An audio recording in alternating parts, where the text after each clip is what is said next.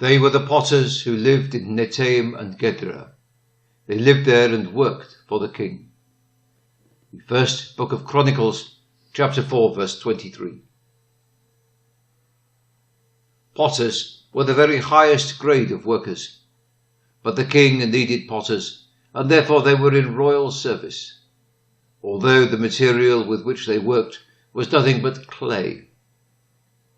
We too may be engaged in the most menial part of the Lord's work, but it is a great privilege to do anything for the king. Therefore, we will abide in our calling, hoping that, although we have lean amongst the pots, yet we will be as the wings of a dove covered with silver, and have feathers with yellow gold.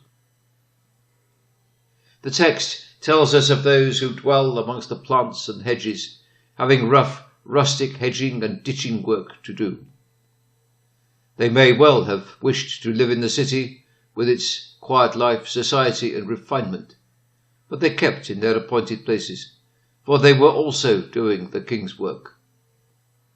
The place of our habitation is fixed, and we are not to remove from it, out of whom and caprice, but seek to serve the Lord in it, by being a blessing to those amongst whom we live.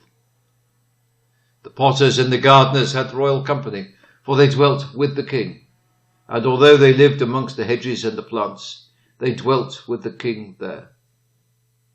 No lawful place or gracious occupation, however mean, can debar us from communion with our divine Lord.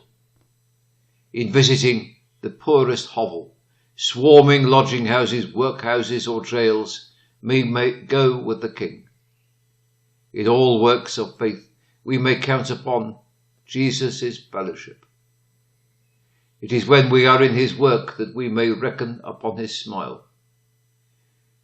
You unknown workers who are occupied for your Lord amid the dirt and wretchedness of the lowest of the low, be of good cheer, for jewels have been found amongst the dunghills before now.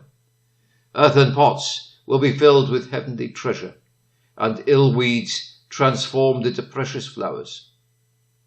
Dwell with the king for his work, and while he writes his chronicles, your name will be recorded. Amen.